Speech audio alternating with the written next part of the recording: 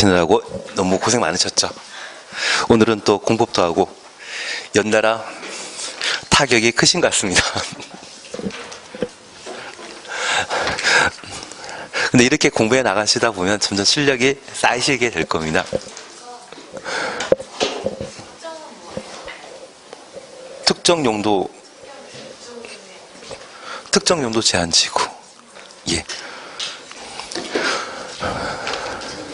106페이지 봐 주셔야 됩니다. 우리 106페이지 보시기 전에 104페이지와 관련되어 국토계획법에서 정하는 9가지 용도지구 중에 반드시 기억하고 계실 것이 고도지구입니다. 그리고 8번의 특정 용도 제한 지구와 9번 복합 용도 지구에 있어서는 본문 표현 속에 특정 시설의 입지를 제한할 필요가 있는 지구, 제한이라는 말 보게 되면 특정 용도 제한 지구이고, 복합 용도 지구에 있어서는 특정 시설의 입지를 완화할 필요가 있는 지구, 완화란 말과 제한이란 말을 각각 구분하시면서 그 성격 파악해 주셔야 됩니다. 그리고 경관지구와 관련되어서는 특화 경관지구와 자연 경관지구 반드시 구분하셔야 되고, 보호지구와 관련되어서는 역사, 문화, 환경 보호지구의 지정 대상은 문화재라는 것 확인하시고, 중요시설물 보호지구의 지정 대상은 공군교, 공항입니다. 5가지라는 걸 다시 한번 확인해 놓습니다. 주락지구와 관련되어 자집이라는 말 한번 확인하시고, 3, 4 묶어놨는데 3번 보시니 시도의사 또는 대도시장은 시도 또는 대도시 도시군 계획 조례가 정하는 바에 따라, 지금 105페이지 보고 계시죠? 질문하셔가지고 보시는 겁니다. 경관지구 추가적으로 세분하거나 가로 속에 특화 경관지구 세분하거나 중요시설 보호지구 특정 용도 제한 지구를 세분하여 지정할 수 있다. 그래서 현재 세분하거나 추가 세분할 수 있는 용도 지구는 몇 개? 경관지구, 특화 경관지구, 중요시설 보호지구, 특정 용도 제한 지구, 특경 특중. 그래서 4개가 된다라는 것 확인해 놓습니다. 그래서 다시 한번 이야기 드리면, 현재 경관지구는 특화 경관지구와 자연 경관지구, 시가지 경관지구로 구분하고 있는데, 우리 남양주시는 이것만 가지고는 경관지구를 유지하기 곤란하다라면 이것 말고 중심지 경관지구라는 것을 새로 만들 수 있다는 이야기입니다. 그래서 이 중심지 경관지구는 법에 정해놓은 것입니까? 조례에 정한 것이겠습니까? 조례에서 결정하고, 이걸 도시군 관리 계획으로 시도의사, 대도시장이 중심지 경관지구라는 것을 지정할 수 있다는 이야기입니다. 그리고 두 번째, 특화 경관지구는 사실 주요 수계, 수변, 경관과 그리고 한옥마을 주변을 특화 경관지구로 지정하게 되는데, 이 특화 경관지구를 종류 세분한 거 아니죠. 종류 세분한 거 아니지 않습니까? 그래서 이 특화 경관지구를 조례로 세분해서 수변 특화 경관지구와 그리고 한옥 특화적 경관지구, 이것 말고 또 하나 더 만들겠다는 이야기입니다. 그래서 이번에는 우리 남양주 같은 경우는 왕숙천이라는 곳도 있고, 그리고 조합면에 흘러가는 곳에 다산 정약용 생가가 있거든요. 그 다산 정약용 생가터가 워낙 중요하기 때문에 아예 우리 다산 특화 경관지구라는 것을 하나 만들어 놓고, 그 생가 일대와 또는 정약용 선생과 관련된 모든 시설들을 보호할 목적으로 이걸 조례로 지정하고 이걸 지정할 수 있다는 이야기입니다. 이해되시겠습니까? 감사합니다. 그래서 저 조례로 세분하거나 추가 세분할 수 있는 것은 총 몇 개다? 4개입니다. 특중이라는 말 기억하시면서 저 4개 포함되는 것은 조례가 정함에 따라 세분, 추가 세분할 수 있지만 저 4가지 외 엉뚱한 것은 된다, 안 된다? 안 된다라는 것을 잡아내시는 게 필요하십니다. 그래서 우리는 용도지구와 관련된 대상을 함께 보셨습니다. 이제 우리 보실 게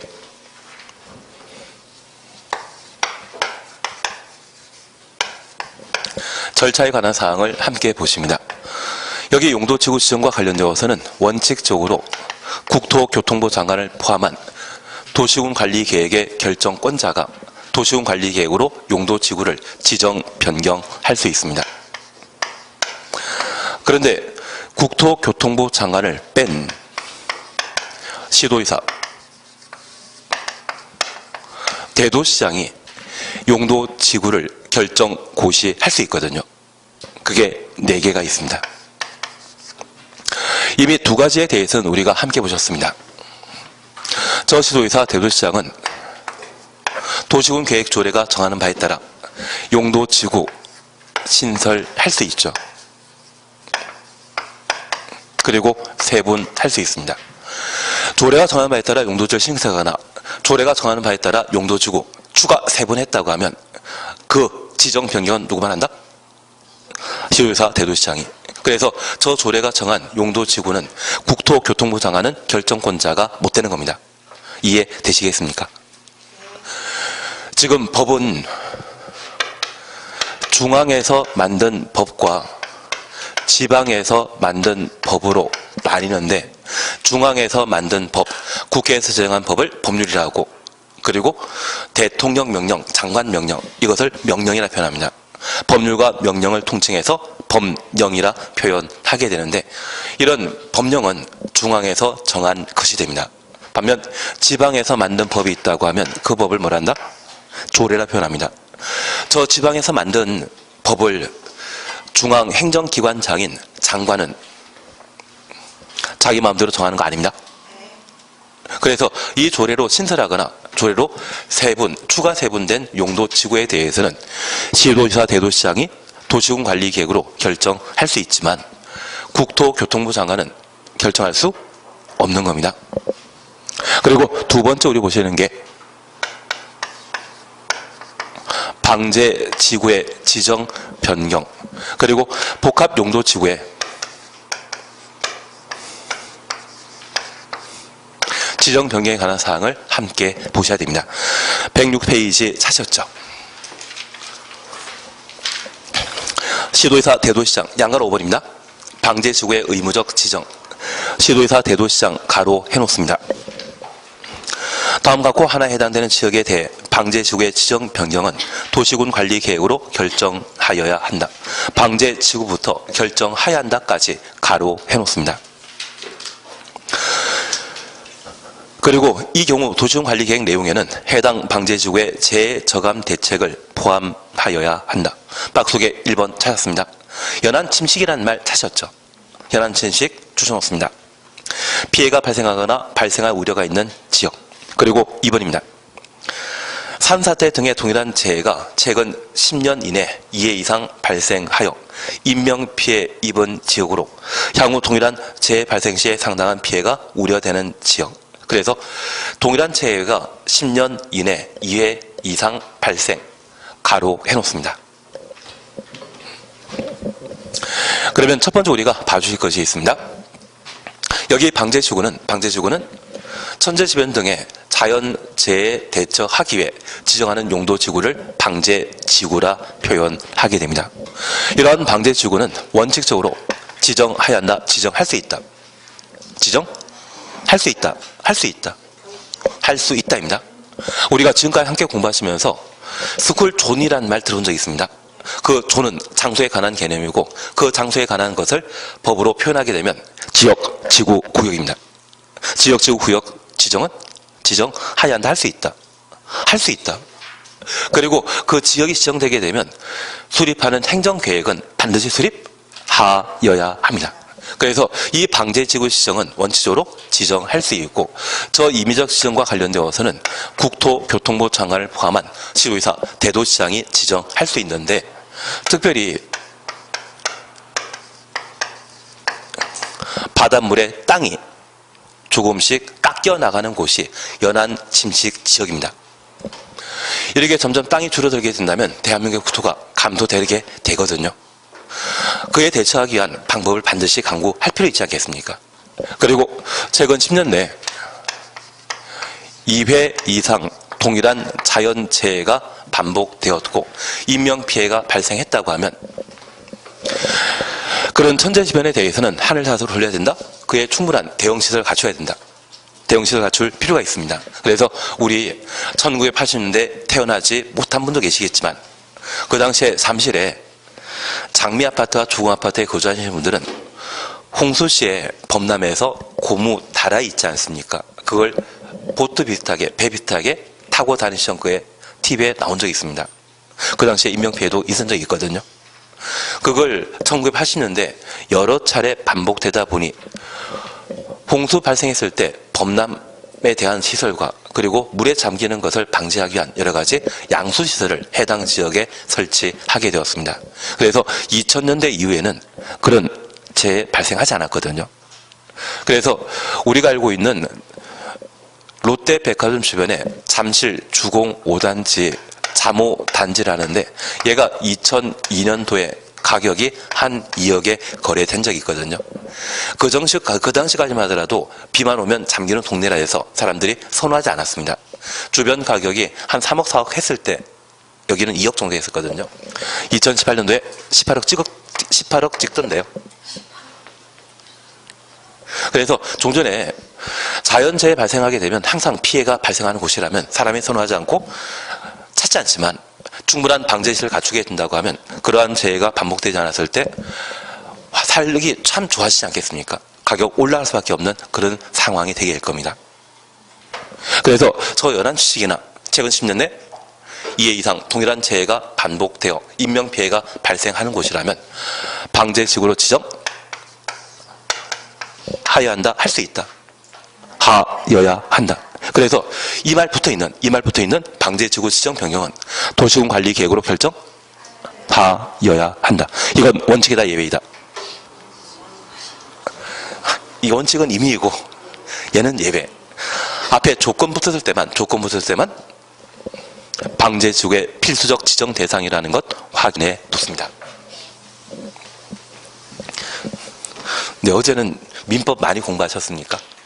다들 졸려하시고 지체하시고 지난주엔 얼굴이 샤방샤방 하셨는데 오늘은 아니시는 분들도 많으신 것 같은데 공부하는 게 좀 힘드시죠?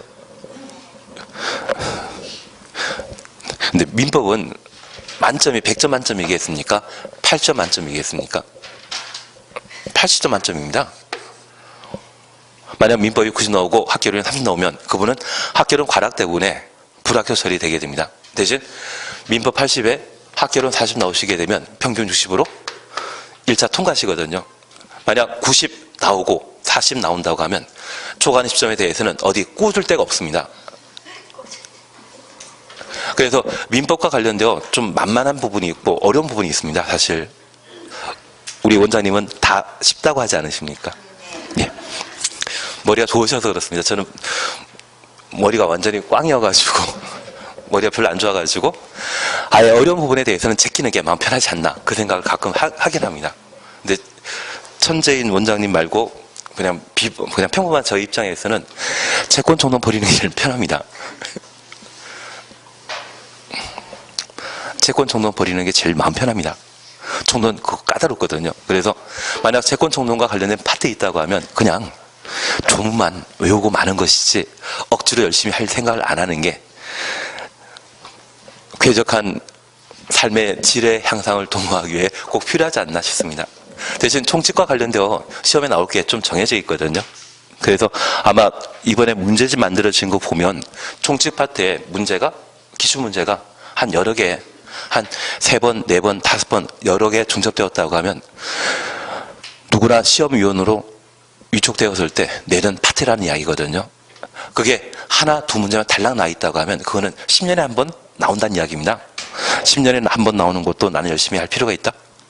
아니 100점 맞는 게 목표라고 하면 해야 되는데 우리 시험에 1차 최고 점수 만점은 80 만점이라는 거 생각해 주십시오. 그래서 나중에 진짜 원장님께 원장님 머리 좋으시고 그냥 민법 중에 버릴 게 뭔가 저는 아예 민법 요즘 한 30년 동안 안 해가지고 잘 모르거든요. 괜한 얘기 들었습니다. 민법 좀 어느 정도 하시는 분들에게 물어보면서 어디 어렵냐 버릴만 하냐 그거 버리고 공부하는 것도 정신건강에 도움이 됩니다. 그리고 그것 억지로 잘 안 되는 거 억지로 내용 기억하고 외우려고 하시기보다는 그 시간에 영화 한 편 더 보시는 게 제가 나쁜 소리만 하고 있는 중인가 봅니다. 다들 피곤해 하십니다, 오늘은. 예, 그래서 우리 방제지구 지정과 관련되어 얘는 강행규정이라는 것 확인하시고 이제 제가 하나 이야기 드릴 게 있습니다. 우리 공법상, 부동산 공법상 지역, 지구, 구역 지정은 원칙 뭐다? 지정? 할 수 있다입니다. 지정할 수 있다입니다. 그런데 딱 세 가지 경우에만 지정하여야 한다입니다. 그 첫 번째가 연안 침식 현상이 발생하는 곳 방제지구의 지정 변경을 도시군 관리 계획으로 결정하여야 한다. 그리고 오늘 우리가 함께 보실 내용으로 지구 단위 계획 구역이 있습니다.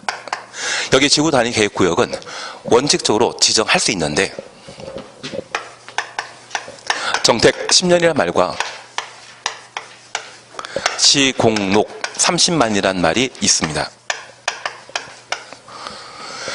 정비사업과 택지화 사업이 완료되고 10년 지난 곳 시가 조정구역과 공원구역이 해제되고 그 단위 면적이 30만 제곱미터 이상인 곳 녹지지역이 주거적, 상업적, 공업적으로 변경되는데 면적이 30만 제곱미터 이상의 경우에는 지구 단위 계획구로 지정하여야 합니다. 그리고 마지막으로 기반시설 부담구역이 있습니다. 기반시설 부담구역의 가장 대표적인 것이 우리 지금 앉아있는 평내호평지구이고 다산신도시이고 세종시라고 하는 도시가 바로 기반시설 부담구역에 해당하게 됩니다. 여기 기반시설 부담구역은 인구 증가율이 20% 이상이거나 개발행 허가 건수가 20% 이상 늘어났다고 하면 기반시설 부담구역을 지정하여야 합니다. 그래서 이 세 개 빼고 지역지구 구역 지정은 항상 지정할 수 있답니다. 작년에도 이런 틀린 문제 나오더라고요. 주택법에 관한 문제인데 조정 대상 지역을 지정하여야 한다. 끝에 지역이란 말을 보게 되면 이 세 개 빼고는 장소에 관한 개념으로서 지정할 수 있다입니다. 그래서 장소에 관한 개념을 지정할 수 있다고 표현하는 것이 원칙이지 지정하여야 한다. 강행 규정으로 등장하는 것은 딱 세 군데만 존재한다는 것을 잡아놓으시면 내가 그걸 정확하게 모르더라도 그 문제 풀 수 있을 겁니다. 우리의 목적은 일단 학교의 목적이지 않으십니까? 예. 그래서 그렇게만 좀 한번 정리해 주시는 게 필요하십니다. 방제지구 보셨습니다. 그리고 6번입니다. 복합용도지구의 지정 찾으셨죠? 시도지사 또는 대도시장은 시도지사 또는 대도시장 가로 해놓습니다. 일반 주거지역, 일반 공업지역 계획관리지역에 추놓습니다. 복합용도지구 지정할 수 있다. 지정하여야 한다입니까? 할 수 있다입니까? 이거 외우는 거 아닙니다. 존에 해당되는 지역지구 구역 지정은 항상 임의사항이라는 거 기억하시고 딱 예외 세 가지에 대해서만 외우시는 겁니다. 그러면 우리가 잠깐 이해하실 것이 있습니다.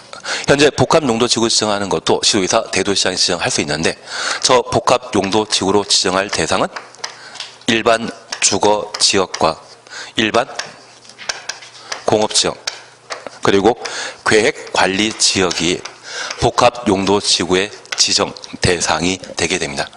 그러면 우리가 항상 공부하셨던 것은 대상 다음에는 무엇이었습니까? 절차. 그러면 이 복합용도지구 지정은 도시군 관리계획으로 지정 변경하게 되는데 누가 결정한다? 시도지사, 대도시장이. 국토교통부 장관은 결정권자가 못 된다라는 것을 파악해 주셔야 됩니다.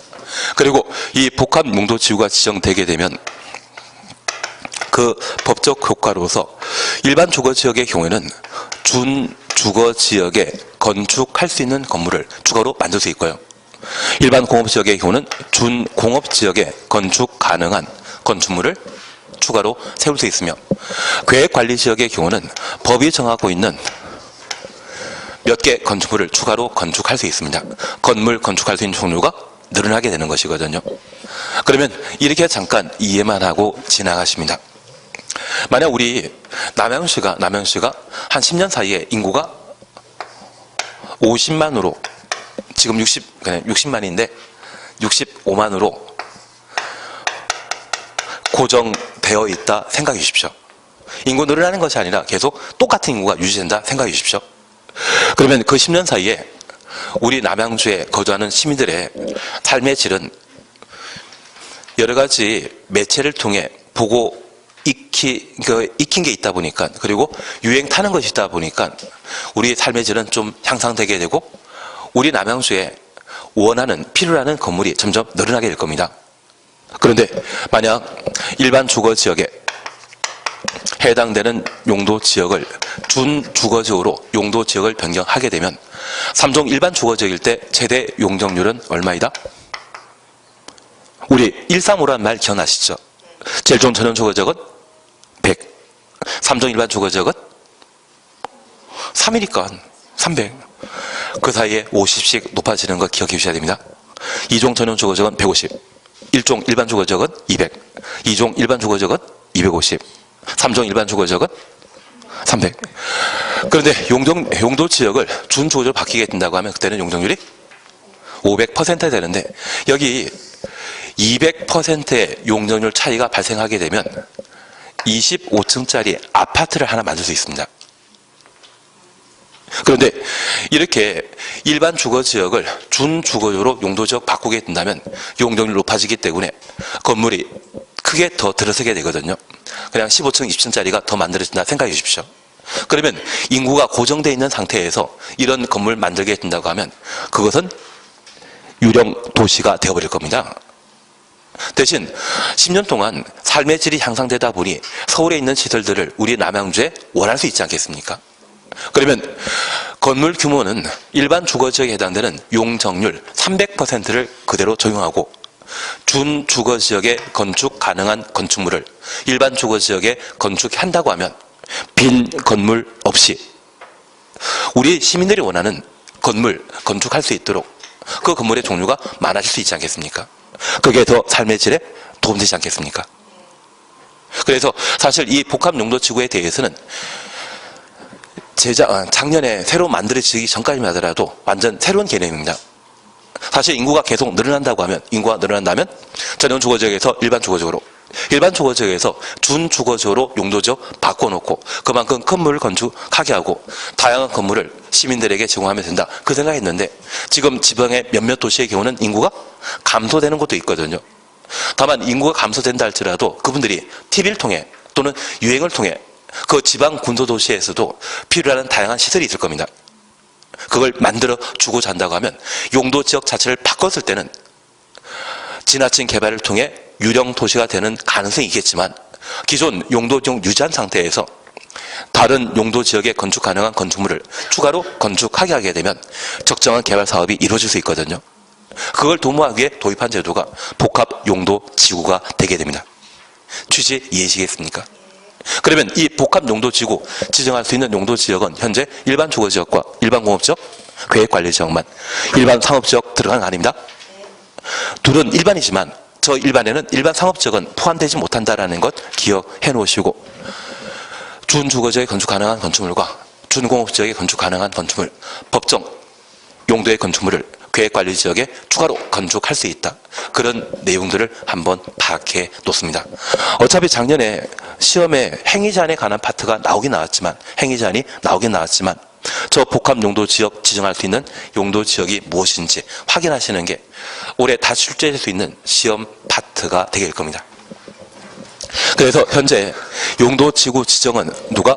일반적인 결정권자가 도시군 관리 계획으로 결정 고시하도록 되어 있지만 장관 뺀 시도의사 대도시장이 결정할 수 있는 것은 총 몇 개? 4개입니다. 조례로 친절하는 것과 조례로 세분, 추가 세분하는 것, 그리고 방제지구에 관한 사항과 복합용도지구, 이걸 잡아주셔야 됩니다. 그리고 107페이지에 용도지구 안에 행위 제한 찾으셨죠? 그러면 이러한 절차를 거쳐 용도지구 지정했다면 그 지정 효과와 관련되어 행위 제한을 함께 살펴놓습니다. 하나 이해하실 것이 있습니다. 현재 행위 제한은 공익상 목적으로 용도지역, 용도지구를 지정하게 되면 그 공익상 목적을 달성하기 위해 규제를 가하는 것을 행위 제한이라 하고, 저 행위 제한 규정을 위반하면 2년 이하의 징역 2천만 이하의 벌금에 처하도록 되어 있습니다. 그리고 이러한 행위 제한은 건축 제한과 건폐율, 용적률 세 가지입니다. 건폐율은 건축 면적과 관계된 사항으로 내가 건물을 하늘에서 비행기 타고 내려다보게 되면 평면적인 개념을 느낄 수 있지 않습니까? 그걸 뭐다? 건폐율. 그리고 건물 옆에 지나다니면서 옆에서 바라보게 되면 그때는 입체성을 인식하게 되는데, 그러한 형태를 연면적 자원은 용적률이라 표현합니다. 이 건폐율과 용적률은 용도 지역에 새로 용도 지구가 지정되게 되면 용도 지역의 건폐율 용적률을 그대로 적용하게 됩니다. 용도 지구가 지정되었다 해서 건폐율과 용적률이 달라지는 거 아닙니다. 용도 지역의 건폐율 용적률을 그대로 적용한다. 그렇게 파악해 주십시오. 저 용도 지구가 지정되게 되면 오직 건축 제한에 관한 규정이 강화되거나 완화되게 됩니다. 그러면 이러한 건축 제한 규정은 통상 도시군 계획 조례로 건축할 수 있는 건물의 종류를 결정하도록 되어 있습니다. 다만 예외적으로 조례가 아닌 4가지 경우 고도지구와 자연취락지구, 집단취락지구, 개발진흥지구, 이 4가지는 조례가 아닌 다른 방법으로 행위 제한을 가하도록 되어 있습니다. 우리 나중에 아파트 매매, 임대만 중개하실 겁니까? 땅도 하실 겁니까?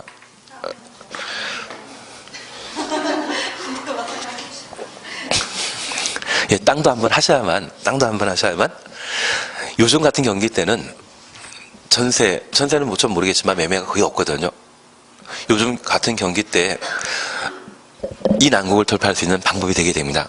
그래서 상가의 권리금 작업을 하든거나 또는 상가에 대한 프랜차이즈 입증과 관련된 요건을 알고 그에 따른 리모델링이든 또는 토지든 뭔가 할 수 있는데, 지금 아마 남양주 제일 관심이 있어 하는 게 왕속지구 주변의 땅에 대한 투자일 겁니다. 그리고 지금 풍양역이든 원래 예정되어 있던 역 외에 추가되는 역들도 만들어지게 되는데, 새로운 역세권 주변 지역이라고 하면 개발되고 한 10년, 15년 지나게 되면 역세권 일대가 다른 모습이거든요. 그래서 그 땅을 원하는 분들이 참 많습니다. 그럴 때 매수인은 많은데 매도인이 없다고 하면 토지 대장 쭉 열람하시게 되면 소유자 나오거든요. 그리고 전화번호에 대해서는 어떻게든 알아서 불법적인 방법으로. 그래서 왜 전화했냐면 앞으로 전화 끊어버리시는 거죠. 전화번호 알게 됐던 원인 다 밝히라고 하면 경찰 수사 받게 되면 불법이 드러나거든요. 하여튼 지금 우리는 공부가 급하기 때문에 실무 어떻게 할지는 전혀 관심이 좀 없는 상황입니다. 대신 그 실무를 하다 보면 토지에 대한 열람하면서 팔겠다는 의식이 있는지를 타진해서 확인하는 겁니다. 그리고 나중에 우리 왕속지구에 아파트 분양하다 보면 분양권 당첨되신 분들 명단 어떻게든 입수하게 되면 전화 다 한번 해보는 거거든요. 안 하실 겁니까? 그러시면 버는 게 제한되어 있습니다. 그래서 제가 한 3년 전에 알고 있는 분은 트럭 뒤에다가 컨테이너 박스 하나 싣고 다니고 전국에 분양권 직장이면 다 돌아다녔습니다. 그래서 7명이 한 팀이라고 하는데 7명에서 분양권 전매한 게 12,000장이라고 합니다. 그냥 한 장에 대충 1,000만 원만, 사실 뭐 1억, 2억 정도 피해 형성되는 것도 꽤 많은데 그냥 1,000만 원만 남겼다고 하면 그게 꽤 큰 득모입니다. 대신 팀원 중에 한 2분이 은쟁반에 옥구슬 흘러가는 그런 목소리 가진 분이 계시거든요. 그런 분이 꼭 끼시는 팀이 잘 되시더라고요. 앞으로 그런 분이 계시다면 평상시에 관리에 들어가실 필요가 있지 않겠습니까? 그게 관리지역이죠. 도시지역에 준해 관리할 필요가 있고, 농림지역 준해 관리할 필요가 있고, 자연환경 보존지역에 준해 관리할 필요가 있는, 그래서 관리에 들어가는 게 필요하지 않나 싶습니다. 엉뚱한 짓 지금 하고 있습니다. 그러면 만약 용도지구가 지정되어 있는 토지를 거래하게 된다면 그 용도지구에 우리가 분명 상업적이기 때문에 상가 건축할 수 있다, 유락시설 건축할 수 있다, 그렇게 알고 있지만 그곳에 용도지구가 지정되었다고 하면 내가 알고 있는 범위를 벗어난 겁니다. 뭘 봐야만 확인할 수 있다? 조례. 분명 위락설은 어디에 건축할 수 있습니까? 상업지역에.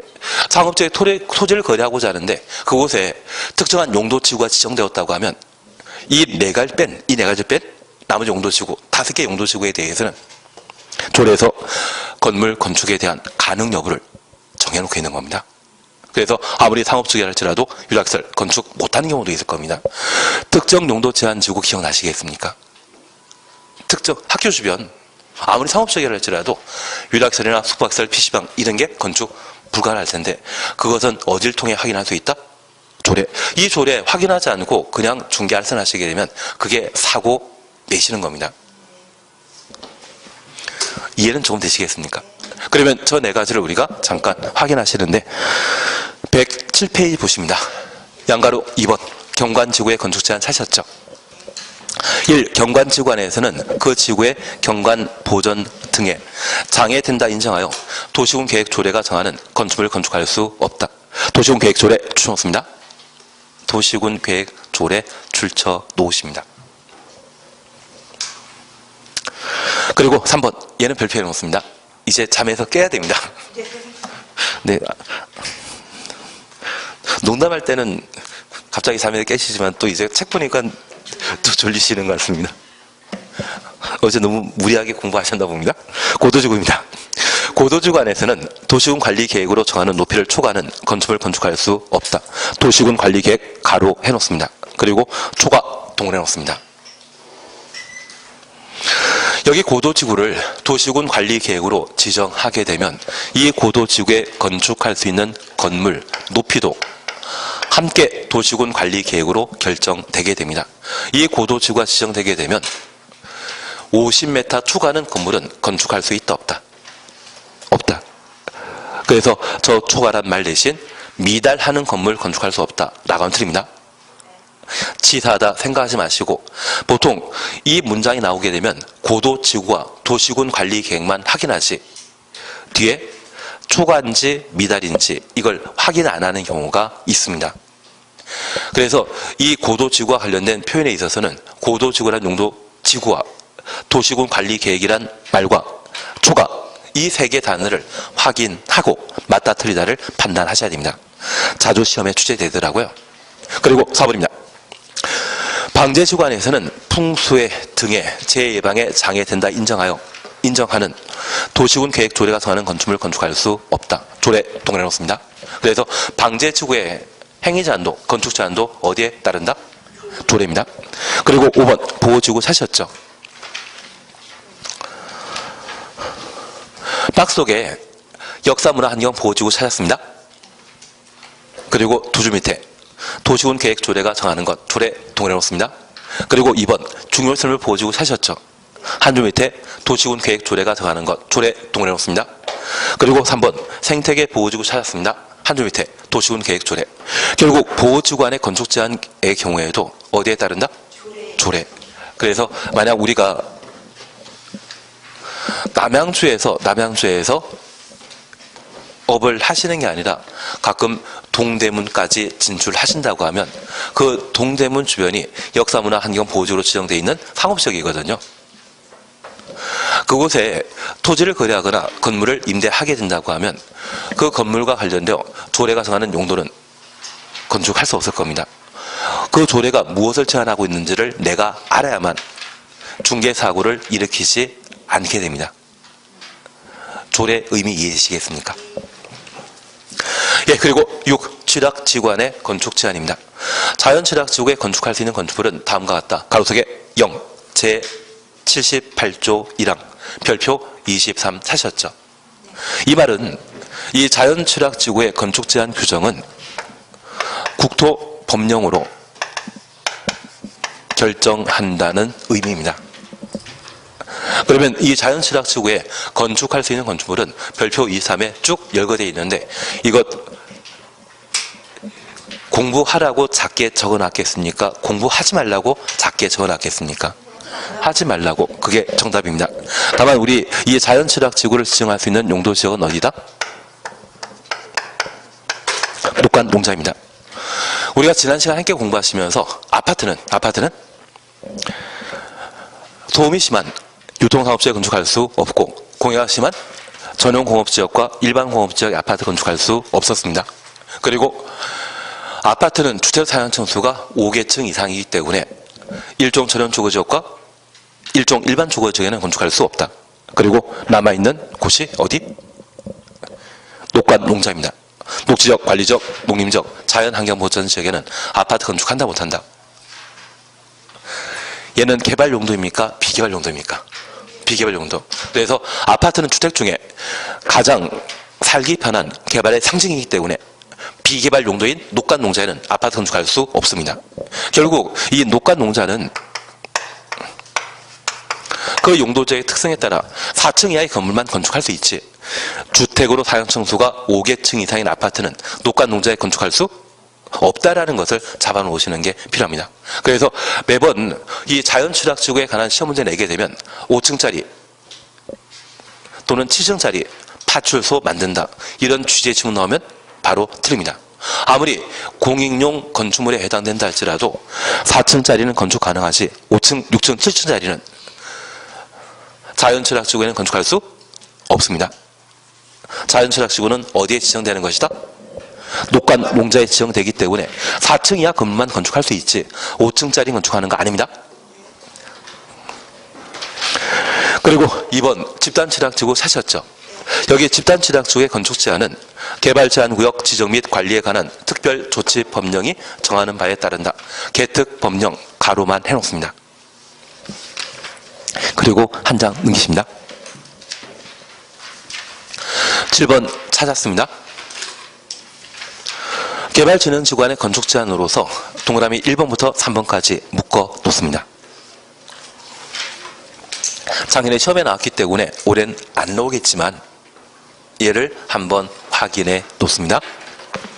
얘는 모의고사에 나올 겁니다. 우선 개발진흥지구 사셨죠? 동그라미 1번입니다. 지구단위계획 또는 관계 법률에 따른 개발계획, 지구단위계획부터 개발계획까지 가로 해놓습니다. 소립하는 쳐놓습니다. 개발진흥지구에서는 지구단위계획 또는 관계 법률에 따른 개발계획에 위반하여 건축물을 건축할 수 없다. 그래서 개발진흥지구의 건축 제한은 지구단위계획, 개발계획에 따르도록 되어 있는 겁니다. 그리고 2번입니다. 지구단위계획 또는 개발계획이 수립되기 전 추천했습니다. 개발진흥지구의 계획적 개발에 위배되지 아니하는 범위에서 도시군 계획 조례가 정하는 건축물을 건축할 수 있다. 조례 동그라미 놓습니다. 그리고 3번입니다. 지구단위 계획 또는 관계 법률에 따른 개발계획을 수립하지 아니하는, 개발계획 수립하지 아니하는 가로 해놓습니다. 개발진흥지구에는 해당 용도지역에 허용되는 건축물을 건축할 수 있다. 용도지역 쳐놓습니다. 그러면 우리가 잠깐 이해하실 것은 현재 개발진흥지구는 주산관입니다. 주거개발진흥지구와 산업유통개발진흥지구, 관광휴양개발진흥지구, 주산관입니다. 그리고 이 두 가지 기능을 동시에 개발하게 되면 복합, 이 세 가지 기능을 배제하고 다른 것을 만들고자 한다면 특정 개발진흥지구가 되게 됩니다. 그러면 이 개발진흥지구에는 통상 개발사업이 예정되어 있습니다. 그래서 이 개발진흥지구의 개발사업은 그냥 개발하는 것이 아니라 난개발을 방지할 목적으로 충분한 계획을 수립하도록 되어 있습니다. 우리 국토계획법이 제정된 주된 목적은 기환경 때문입니다. 충분한 기반세를 확보하고 있는지, 환경 제대로 형성할 수 있는지, 경관이 저촉되지 않는지. 우리 다시 하나 이해하시는데 우리 남양주가 인구가 65만 명이 살고 있습니다. 저 65만 명이 살고 있는 이 남양주에 전기, 수도, 의료, 교육, 다양한 생활에 필요한 기반설이 저 65만이 딱 사용할 수 있는 양만 공급되고 있는 상황이라면 10만 명이 더 살게 된다고 하면 저 전기 공급량과 수도 공급량이 제한되어 있을 때 10만 명이 더 거주할 수 있는 건물 만들어지게 되면 이 남양주에 함께 거주하는 75만 명은 단수 때문에 고생하게 될 겁니다. 이런 개발 사업은 하면 된다, 안 된다? 안 됩니다. 만약 10만 명이 더 산다고 하면 저 10만 명이 더 살 수 있는 충분한 기반시설을 설치해주고 개발사업 해야 되는 것이 지구 단위 계획에 따른 개발입니다. 그걸 고려하는 것이 뭐다? 기반경입니다. 그래서 충분한 기반시설의 설치가 확보가 가능하고 그 이후 개발사업 해야 된다. 그런 의미에서 기반경이 국토계획법의 주된 목적이 되는 겁니다. 그러면 이 개발진흥지구에 있어서 저 기반경을 고려하는 지구 단위 계획 또는 개발 계획을 수립하면 그 개발 계획에 따른 행위 제한을 적용하도록 되어 있는데 저 개발 계획 수립 전이라면 조례로 개발 계획 수립되었다면 개발 계획에 따른 행위 제한을 가하도록 건축 제한을 가하도록 되어 있지만 저 계획 수립 전에는 무엇으로? 조례에 따른 건축 제한을 가하는 겁니다. 그리고 두 번째입니다. 저 지구 단위 계획 또는 개발 계획을 아예 수립 안 하는 경우가 있습니다. 만약 수립하지 않는다면 그때는 해당 용도 지역에 건축 제한을 그대로 적용하겠다는 이야기입니다. 그러면 하나 이해하실 것이 있습니다. 이번에 개발진흥지구 지정했는데 주산관이 아닌 완전 별도의 것. 그래서 특정 개발진흥지구를 지정하게 되었습니다. 그런데 이 특정 개발진흥지구를 지정했던 게 우리 남양주에도 철새가 참 많이 오지만 서해안이나 또는 남해안에 철새 많이 찾아오는 곳이 있거든요. 그러면 그 철새 서치처가 존재한다고 하면 그곳에 탐방시설을 만들기 위한 철새 도래지에 대한 탐방시설을 만들기 위한 개발진흥지구를 지정할 수 있을 겁니다. 그러면 저 철새 도래지에 탐방시설을 만들기 위한 개발진흥지구 지정했다고 하면 그것은 개발이 목적이겠습니까? 비개발이 목적이겠습니까? 비개발. 그래서 우리 설악산을 방문하다 보면 또는 천마산 방문하다 보면 산에 태클시설이라 해서 계단 비슷한 것 있거든요. 그걸 밟고 가는 것이 자연 환경의 훼손이 덜하다고 합니다. 만약 그런 시설 갖춰놓지 않는다고 하면 그냥 산이나 하초가 훼손될 수 있고 엉뚱한 곳에 사람들이 다니다 보면 주변 자연 경관을 더 훼손하고 서식처를 훼손하는 경우가 발생할 수 있거든요. 그래서 그런 태클시설 만드는 것이 환경을 더 보존할 수 있는 방법이 될 수 있을 겁니다. 그러면 그런 목적으로 개발진흥지구 지정했다고 하면 소규모 개발 사업일 것이고 그때는 지구 단위 계획이나 개발 계획이라는 거창한 계획을 수립하지 않는 경우가 있거든요. 만약 그런 상황이라면 어디에 행위 제한을 가한다? 용도 지역. 그러면 우리 약속하셨습니다. 우리 남양주라고 하는 행정관할 구역에는 모든 땅에 특정한 용도 지역이 지정된 상태이죠. 저 용도 지역에 대한 규제는 1차적 토지 규제가 되는 겁니다. 그리고 이 용도 지역 안에 철새 도래지라든지 다산 정양 선생의 생가라든지 학교가 있다든지 또는 법원, 청사가 있다고 하면 각각의 지정 필요성에 따라 용도 지구를 지정하게 됩니다. 이러한 용도 지구는 2차적 규제에 해당됩니다. 그러면 저 개발진흥지구는 2차적 규제인데 저 개발진흥지구는 통상 개발계획 수립하는 것이 일반적이지만 아예 개발계획 수립하지 않는다고 하면 2차적 규제 있다 없다? 없다는 이야기입니다. 만약 2차적 규제가 없다고 하면 이미 남양주 모든 도시에 대해서는 용도 지역이 적용되어 있고 저 용도 지역에 따른 행위 제한, 건축 제한과 건폐율과 용적률 이미 결정된 상태이거든요. 2차 규제인 용도 지구와 관련된 행위 제한, 건축 제한이 없다고 하면 1차 규제인 용도 지역의 건축 제한을 그대로 적용하게 됩니다. 이해되시겠습니까? 개발 사업을 목적으로 개발진흥지구가 지정되었다면 그에 따라 당연히 개발계획 수립해야 되거든요. 그 개발계획에 따른 건축 제한 가하는 것이 원칙입니다. 다만 그 개발계획 수립하는데 상당한 시간이 걸리기 때문에 그 수립하기 전에는 조례에 따른 건축 제한 가하도록 되어 있고 아예 저 개발진흥지구로 지정되었지만 본질적인 목적이 비개발 목적이라고 하면 개발계획 수립 안 하거든요. 그 개발계획 수립 없다고 하면 1차 규제에 해당되는 용도 지역의 건축 제한을 그대로 적용하게 된다는 이야기입니다. 그래서 우리 1, 2, 3 묶어놨습니다. 이게 작년 시험거리거든요. 내년 시험, 아니 올해 시험에 나오겠습니까? 모의고사에만 나오겠습니까? 역시 촉이 좋으십니다. 이거 모의고사용입니다. 대신 이게 나오게 되면 진짜 난이도 높지 않을까 싶습니다.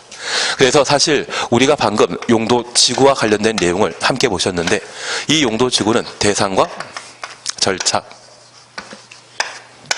그리고 행위 제한 여기 절차를 28회 시험에 냈고요. 행위 제한을 29회 때 시험에 냈습니다. 그러면 27회 때는 뭐가 나왔겠습니까? 대상이. 그러면 30회 때는 뭐가 나오겠습니까? 대상이. 이게 토로하면 나옵니다.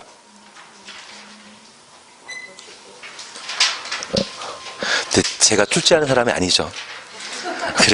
그래서 노파 시행자가 이야기 드리는 게 저 절차는 원칙 있는데 예외적으로 시도의사 대도시장이 도시군 관리 결정하는 게 4개 있습니다. 조례로 신설하는 것과 조례로 세분하는 것. 그리고 방제지구에 관한 사항은 28회 시험거리고요. 복합용도지구가 작년에 개정되면서 추가된 것이거든요. 복합용도지구에 대한 지정 절차 누구만 결정한다? 시도의사 대도시장만.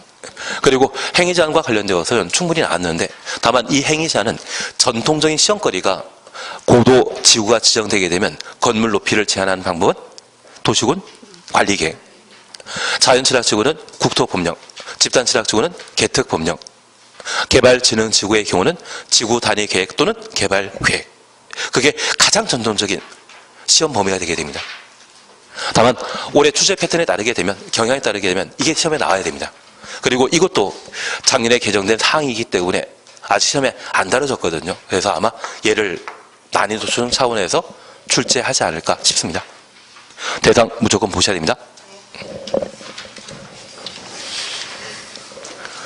이제 어느덧 또 쉴 시간이 도래한 것 같습니다. 근데 쉴 때 되면 말똥말똥해지지 않으십니까?